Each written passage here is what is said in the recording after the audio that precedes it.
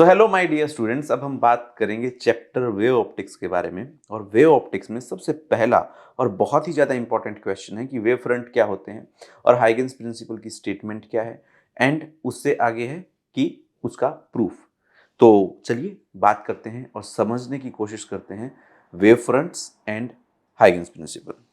तो सबसे पहले चलिए हम वेव फ्रंट समझते हैं कि वेव फ्रंट्स क्या है। वेव फ्रंट्स हमने अब तक ये तो देखा है कि वेव्स क्या होती हैं, बट ये वेव फ्रंट क्या होता है सबसे पहले तो इसको ड्रॉ करके समझते हैं। मान लीजिए कि कोई भी वेव अगर ये ऐसे दिखाई देती है, okay, this is how a wave look like, correct. इसमें अगर हम पार्टिकल ले लें जो सेम फेज में वाइब्रेट कर रहे हैं, करेक्ट, इसका सेम फेज, और अगर हम इनको ज्वाइन कर दें, इनको अगर हम ज्वाइन कर दें तो इसको हम एक वेव फ्रंट बोलेंगे।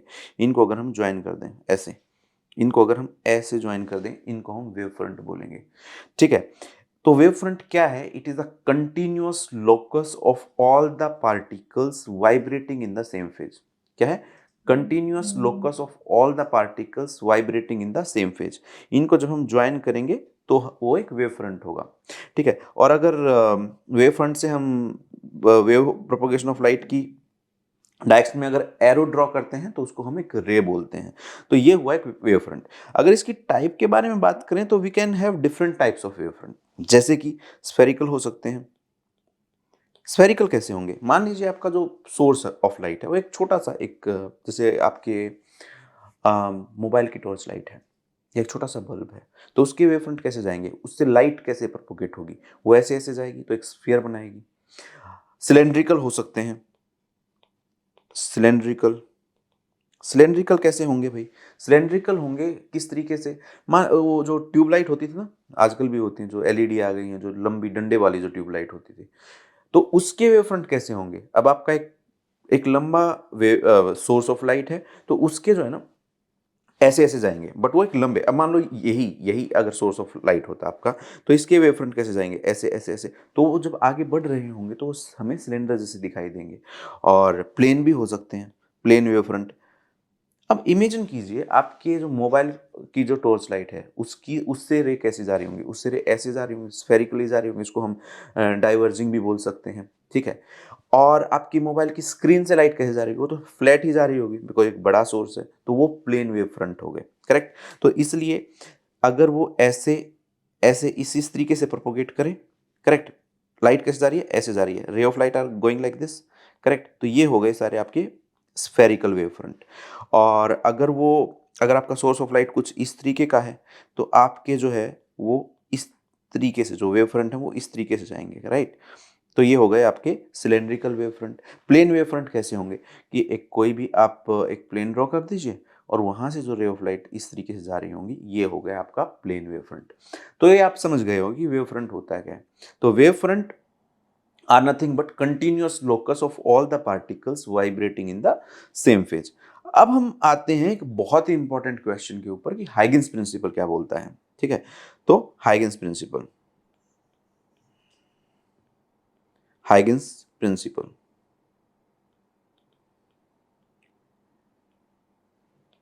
हाइगेंस प्रिंसिपल क्या बोल रहा है? Let's understand that. Huygens principle हमें बताता है कि भाई every particles on the primary wavefronts acts as a fresh source of light। Means मान लीजिए कोई भी एक वेव फ्रंट हम ले लेते हैं, प्लेन वेव फ्रंट हम लेने की कोशिश करते हैं, ये एक प्लेन वेव फ्रंट है, इसका मतलब इसके हर एक पॉइंट पे there are photons, there are particles vibrating in the same phase. यही हुआ ना। तो इन सब की भी तो अपनी लाइट है ना, जैसे आप देख पा रहे हो जो मैंने आपको दिखाया। अगर हम बहुत ही अच्छे तरीके से इनके फ्रंट को अगर ज्वाइन कर देते हैं इस तरीके से, तो ये क्या हो जाएंगे? ये भी एक वेव फ्रंट जैसा ही दिखेगा, और ये सेकेंडरी वेव फ्रंट हो जाएगा। ये क्या हो जाएगा? Secondary wave front. तो हम इसको कैसे बताएंगे? This will be your primary wave front, primary wave front. Huygens principle बताता है कि प्राइमरी वेव फ्रंट पे जितने भी पार्टिकल होंगे उनकी अपनी लाइट होगी, और उनकी वजह से आपको एक सेकेंडरी वेव फ्रंट भी देखने को मिलता है जो कि ज्यादा एक्टिव होता है इन द फॉरवर्ड डायरेक्शन। मतलब अगर ये रे ऑफ लाइट इस तरीके से जा रही होगी तो ये वेव फ्रंट इसी डायरेक्शन में एक्टिव होगा। पीछे वाला हम उसको कंसीडर नहीं करते हैं, because of the speed of light is pretty high. ठीक है, पीछे वाला नहीं लेते हैं, ओनली हम आगे वाला लेते हैं। So every particle on the primary wavefronts acts as a fresh source of light which gives rise to the secondary wavefront which is active more in the forward direction. तो ये हुआ आपका हाइगेंस प्रिंसिपल। इसकी statement आपको as it is याद रखनी है और उसको लिखना भी आपको एज इट इज है। अब हम इस हाइगेंस प्रिंसिपल को प्रूव करेंगे with the help of Snell's law, with the help of law of reflection. तो Huygens principle and reflection of light को समझने की कोशिश करते हैं। ठीक है, मान लीजिए कि आपके पास है भाई, ये एक रिफ्लेक्टिंग सरफेस था आपके पास। ठीक है, एक प्लेन वेव फ्रंट आता है आपके पास। ठीक है, एक प्लेन वेव फ्रंट आता है जो ये इस तरीके से है, सपोज ये इस तरीके से इंसिडेंट होता है, समझे? तो इस तरीके से इंसिडेंट होता है तो इसका मतलब इसके हर पॉइंट पे लाइट थी। हम दो दो को लेते हैं, ये ले लिए। ओके, ये हमने मान लो रे 1 ले ली, ये हमने मान लो रे 2 ले ली, और अगर हम देखें तो ये आपका एंगल ऑफ इंसिडेंस हुआ, करेक्ट। और यहाँ से जैसे ही ये गिरेगी तो ये इमीडिएटली ऐसे बाउंस हो जाएगी, करेक्ट, बिकॉज मीडियम सेम है, रिफ्लेक्शन हो रहा है, बिकॉज मीडियम सेम है, इसकी स्पीड चेंज नहीं होगी। और ये जो दूसरी रे थी R2, ये तो कुछ टाइम बाद गिरी ना, कुछ टाइम बाद इंसिडेंट हुई, तो ये जितनी देर में चली होगी, सपोज इसका जो लेंथ है अगर हम उसको C इंटू टी ले लेते हैं तो इस ये भी C इंटू टी होगी। हम उसको मार्क कर देते हैं, लेट्स मार्क कि ये यहाँ पे कहीं पे होगा, और इसको हम ज्वाइन कर देते हैं। ओके, इसको हम ज्वाइन कर देते हैं। ज्वाइन कर देंगे तो हमारे पास कुछ ऐसा सीन मिल जाएगा, and that will be your angle of refraction, reflection I mean angle of reflection. ये आ गया आपका एंगल ऑफ रिफ्लेक्शन। अब यहाँ पे आपके पास दो ट्राइंगल देखने को मिलती हैं, ABC एंड DBC। इन दोनों में क्या क्या सिमिलरिटी है ये समझते हैं। सीधी सी बात है कि आपका जो एंगल, दो तो एंगल आपके बराबर हैं, angle A is equal to angle D, correct. दूसरी बात क्या है कि जो आपकी साइड है AC is equal to DB, ये साइड भी बराबर है, एंड BC तो BC के बराबर है ही बिकॉज कॉमन साइड है। इसका मतलब triangle ABC is congruent to triangle DBC। अगर ये हुआ तो इसका मतलब तो सारे एंगल भी बराबर होने चाहिए, सारे एंगल भी बराबर होने चाहिए। इसका मतलब angle of incidence is equal to angle of reflection, and hence law of reflection आपका प्रूव हो गया। What is the law of reflection?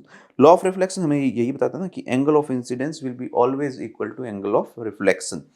ठीक है, और वो हमें इस डायग्राम से प्रूव। अगर Huygens principle law of reflection को, law of reflection of light को अगर सेटिस्फाई कर देता है, इसका मतलब हाइगेंस प्रिंसिपल भी आपका सही है। अब चलिए देखते हैं इसको लॉ ऑफ रिफ्रैक्शन के हिसाब से। अब लॉ ऑफ रिफ्रैक्शन में क्या होगा, चलो डायग्राम हम ड्रॉ करने की कोशिश करते हैं। मान लीजिए ये था आपका बाउंड्री, ये था आपका suppose this is rarer medium, और ये था आपका डेंसर मीडियम। तो यहां से एक रे ऑफ लाइट आती है भाई, let's take that this is your ray of light that has come. इसके दो पॉइंट हम ले लेते हैं, suppose this is 1, this is second. अब ये तो जो है जैसे suppose this is R1, this is R2। ये तो अब R1 तो जैसे ही यहाँ पे गिरा इट विल, डेंसर मीडियम में जा रहा है तो it will bend towards the normal, it will bend towards the normal. उसको मैं दूसरी इससे करने की कोशिश करता हूँ, करेक्ट। और ये भाई साहब जो है, जो R2 है वो कुछ टाइम बाद इंसिडेंट होते हैं, करेक्ट। कुछ टाइम बाद अगर इंसिडेंट होंगे तो वो कुछ इस तरीके, अगर suppose if it is incident over here, ये ऐसे, तो ये क्योंकि रेयर मीडियम में था, इसकी जितनी लेंथ होगी R1 वाले के रिफ्रैक्शन की तो नहीं होगी, तो ये कुछ टाइम बाद एनीवे गिरता है। और यहाँ से हम ये देखते हैं कि ये किसके बराबर होगा, this will be say C into t. क्या है ये C into t, because that is rarer medium, that is air. But ये जो है ना this will be V into t, because आपकी वेलोसिटी कम हो जाती है। तो हम देखेंगे कि कितना आपका लेंथ इसका होगा।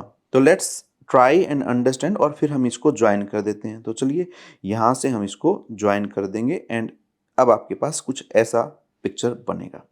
Now let's label it. हमारे पास है triangle A B C and we have triangle D B C. Clear cut है, आपके पास एंगल ऑफ इंसिडेंस ये हुआ, एंगल ऑफ रिफ्रैक्शन ये हुआ। अब हम समझते हैं कि एंड डेफिनेटली आपके जो 90 डिग्री एंगल है वो तो आपको दिख ही रहे हैं। तो साइन आई किसके बराबर होगा भाई? साइन आई किसके बराबर होगा? साइन आई किसके बराबर होता है? Sine i is always equal to perpendicular by hypotenuse. और इन ट्राइंगल एबीसी में साइन आई किसके बराबर होगा? डेफिनेटली परपेंडिकुलर क्या है आपका? Perpendicular is A C and your hypotenuse is nothing but your BC.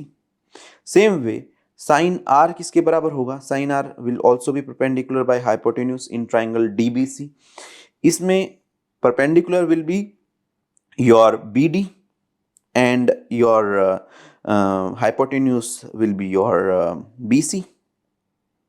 Correct.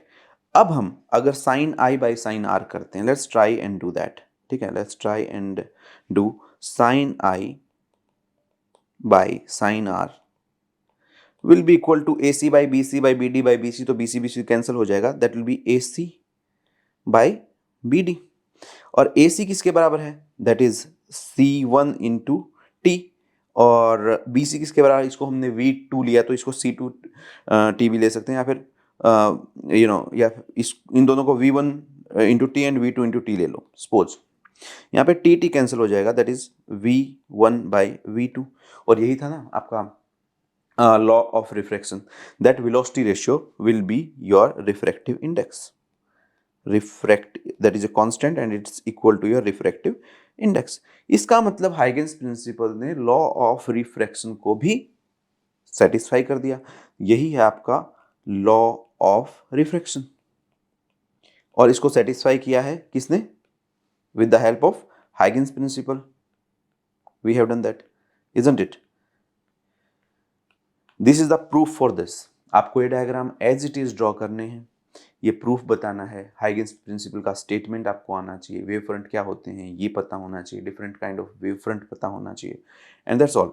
ये श्योर है कि you will get this questions in your exam and I hope you have understood it. फिर भी अगर कुछ ना समझ में आया हो तो कमेंट सेक्शन में ज़रूर बता दो कि आप क्या समझना चाहते हैं। विल ट्राई कि हम उस टॉपिक के ऊपर वीडियो बनाएं और आपको समझाने की कोशिश करें। Thank you so much.